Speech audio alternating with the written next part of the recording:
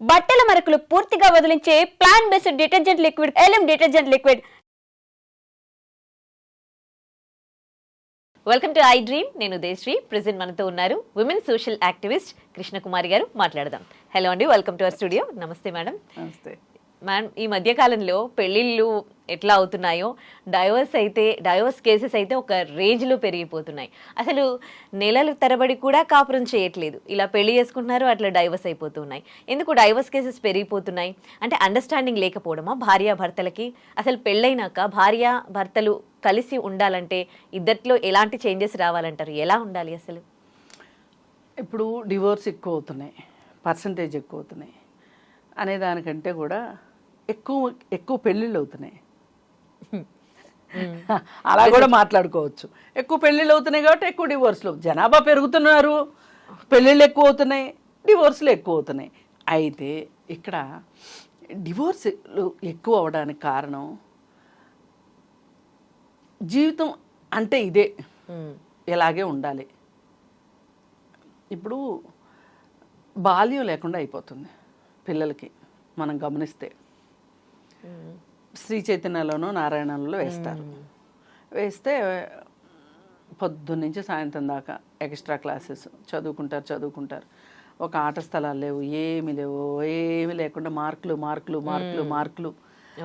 వాళ్ళని ఎంతసేపు అంటే ఈ విషయం జీవితంలో ఎలా ప్రభావం పడుతుంది అని మీకు డౌట్ రావచ్చు. కానీ ఇక్కడ నువ్వు సక్సెస్ కా అని చెప్పి మన బ్రెయిన్ని మీద రుద్దుతున్నారు. మార్కులు అయిపోతుంది. 10th వరకు ఊపిరాడకుండా చదివిస్తున్నారు.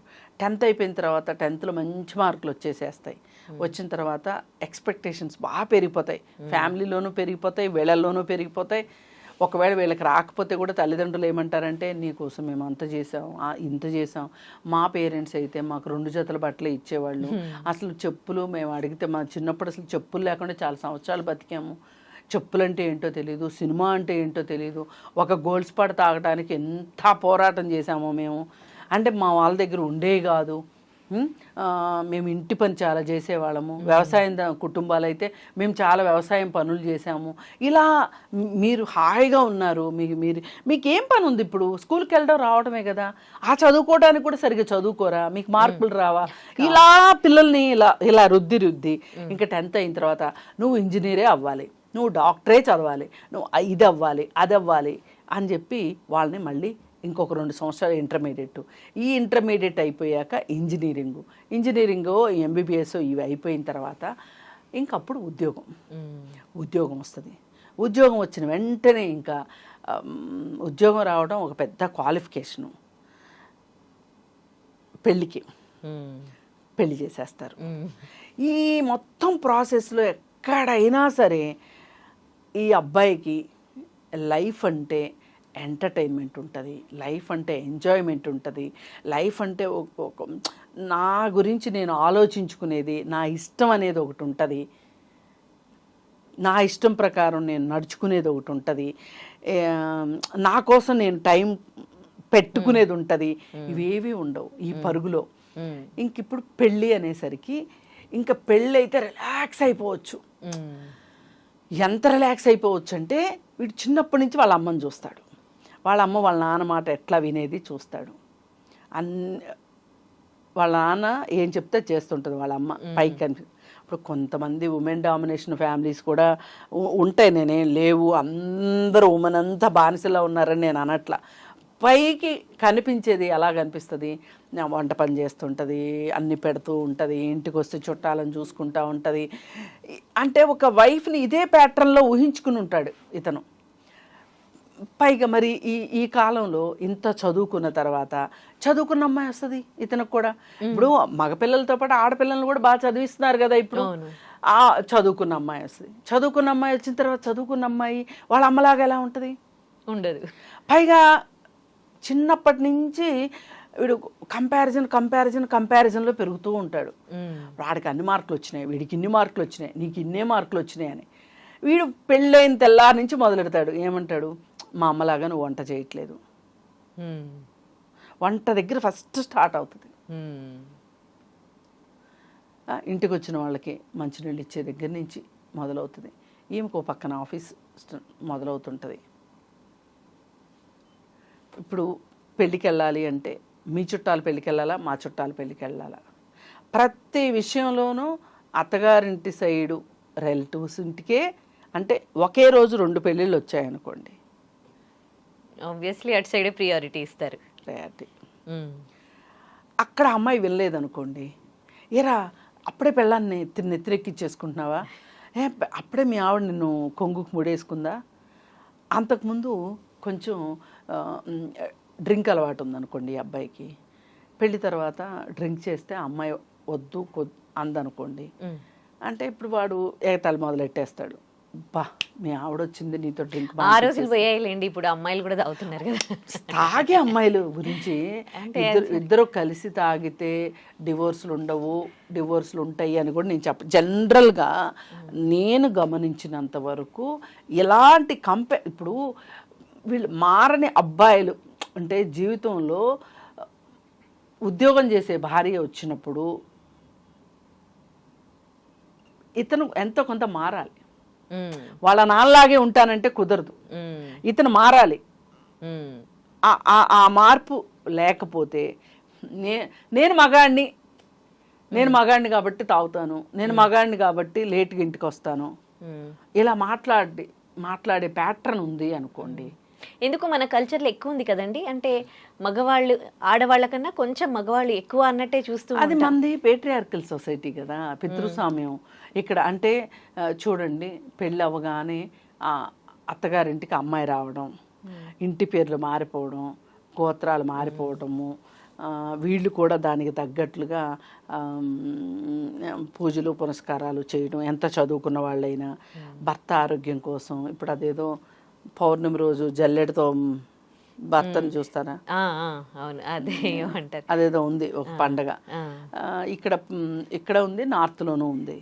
అయితే ఆ రోజంతా వీళ్ళు ఉపవాసం ఉండి ఏదో ఉంటది, సాయంకాలం అయిన తర్వాత కార్తీక పౌర్ణమి రోజు అనమాట, అలా చంద్రుడిని చూసి భోజనం చేస్తారు. అయితే నేనేమంటానంటే, ఇప్పుడు పూజలకి మనుషులకి విడదీయరాని సంబంధం ఉంది కదా, భర్త ఆరోగ్యం కోసం భార్య ఎందుకు పూజ చేయాలి, భార్య బాగుండాలని భర్తలు కూడా పూజ చేయొచ్చు కదా. Got my point.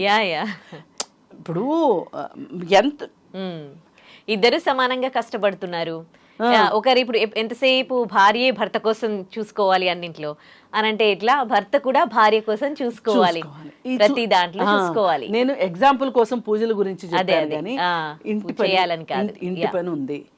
ఇప్పుడు షిఫ్ట్లు ఉన్నాయి అనుకోండి, వాళ్ళకి దాన్ని తగ్గట్లుగా వాళ్ళు మార్పులు చేసుకోవాలి. కొన్నిసార్లు వాళ్ళు చేసుకున్న వాళ్ళ రిలేటివ్స్ కావచ్చు, ఇంకెవరైనా కావచ్చు, అమ్మో పని చేస్తున్నాడు, నీకోసం పని చేస్తున్నారు, నా కొడుకు పని చేస్తున్నాడు అని అంటారు. అరే మరి తను కూడా కష్టపడి జాబ్ చేస్తుందిగా, అది ఆ జాబ్ చేస్తుంది అని అలా అనరు.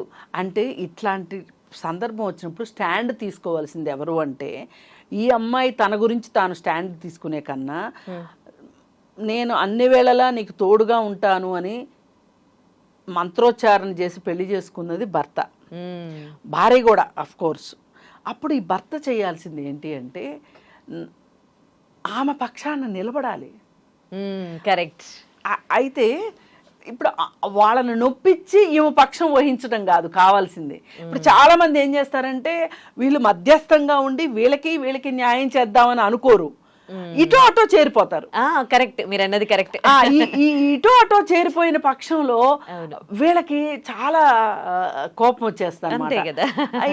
ఈ కోపం కూడా డివోర్స్ అంటే, నువ్వు అసలు ఇంత అమ్మ కూర్చోయినప్పుడు నువ్వు పెళ్లి ఎందుకు చేసుకున్నావు అంటది ఈ అమ్మాయి, నా కొడుకుని పట్టుకుని ఇలా అంటావా అని ఆ అత్తగారు వచ్చేస్తుంది.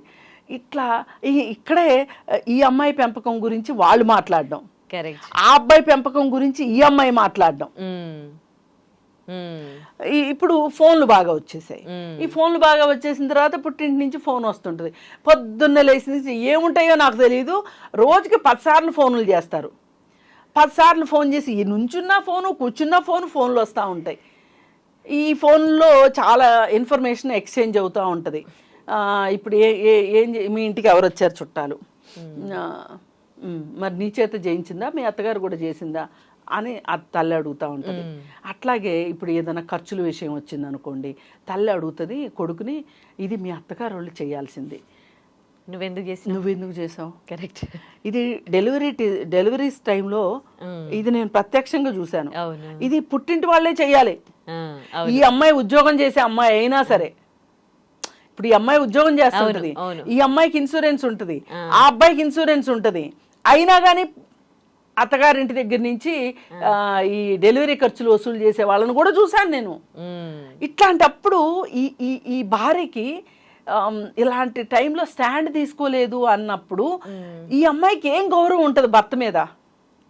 అంతే కదా. ఇప్పుడు ఇష్టం ఉండడం వేరు, బాధ్యత ఉండడం వేరు, గౌరవం ఉండడం వేరు, ఈ మనిషి కోసం ఏమైనా సరే నిలబడాలి అనే ఫీలింగ్ రావడం వేరు. అందరిని వదులుకొని వస్తుంది కదా ఆడపిల్ల ఆ ఇంటి నుంచి ఈ ఇంటికి. ఇప్పుడు అతని ప్రవర్తన ద్వారా, అతని చేతల ద్వారా ఈమెకి 4 రకాలైన ఫీలింగ్స్ తీసుకురాగలగాలి. ఏంటి, నా భర్త నా కోసం ఉన్నాడు, నేను నా భర్త కోసం ఉండాలి, నా కోసం నిలబడతాడు అనే ఒక ఫీలింగ్ ఇవ్వగలగాలి. ఈ భర్తలలో బాధ్యత రావాలి, మారుతున్న సమాజంతో పాటు అందరిలో మార్పు రావాలి, ఒక ఫ్యామిలీలో ప్రతి ఒక్కరిలో ఇప్పుడు మార్పు రావాలి. ఒకటండి, ఒకప్పుడు మనకు సెల్ ఫోన్ తెలుసా, ఇప్పుడు సెల్ ఫోన్తో బాగానే హ్యాపీగానే ఉంటున్నాగా. ఇంకా మా అప్పుడు ఇలా అంటారే, వాళ్ళని చూస్తే నాకు వీళ్ళని తీసుకెళ్ళేదని అడవులో వదిలిపెట్టి రావాలనిపిస్తుంది. మా అప్పుడలా మీ అప్పుడెలా కాదు, కాలం మారిపోయింది. నువ్వు మీ అత్తగారి టైం కన్నా నీ లైఫ్ లో చాలా చేంజెస్ వచ్చాయి. అలాగే నీ కోడల లైఫ్ లో ఇంకా చేంజెస్ వస్తాయి, రేపు వాళ్ళకు పుట్టే పిల్లల లైఫ్ లో ఇంకా చేంజెస్ వస్తాయి. కరెక్ట్. అందుకోసం ఏంటంటే మార్పుని ఎవరైతే స్వాగతిస్తారో, అవసరాలు ఎప్పటికప్పుడు ఛాలెంజెస్ మారుతూ ఉంటాయి లైఫ్లో, వాటిల్ని అబ్జర్వ్ చేసుకుని అర్థం చేసుకుని దానికి తగ్గట్లుగా లైఫ్లో సమస్యల్ని పరిష్కారం చేసుకుంటారో వాళ్ళ లైఫ్లో జీవితాల్లో డివోర్స్ అనే మాటే రాదు. ఎవరైతే నేనున్న చోటే ఉంటా, అన్నీ నా చుట్టూకు రావాలి అనుకుంటే మట్టుకు మారని మనుషులు ఏమైనా సరే మారాల్సిందే, నేను మారాను, నా హక్కు ఇది అనే వైఫ్ ఉన్నప్పుడు ఖచ్చితంగా అది డివోర్సే కూర్చుంటుంది. స్టాండ్ తీసుకోవాల్సిన దగ్గర స్టాండ్ తీసుకోవాలి. కరెక్ట్. అది తీసుకొని వాళ్ళ దగ్గరే ఈ పేచీలు వస్తున్నాయని నేను చాలా గమనించాను. అలాగే భార్యలు కూడా స్టాండ్ తీసుకోవాల్సిన పరిస్థితులు ఉంటాయి. అండ్ కేవలం భర్తల మీదే మనం భారం వేయటం కాదు, ఇట్లా అండర్స్టాండింగ్తో ఎవరైతే ఉంటారో వాళ్ళ మధ్యలో డివోర్స్ అనే టాపిక్కే ఉండదు. రైట్. చాలా చక్కటి పరిష్కార మార్గాలు తెలియజేశారు. Thank you.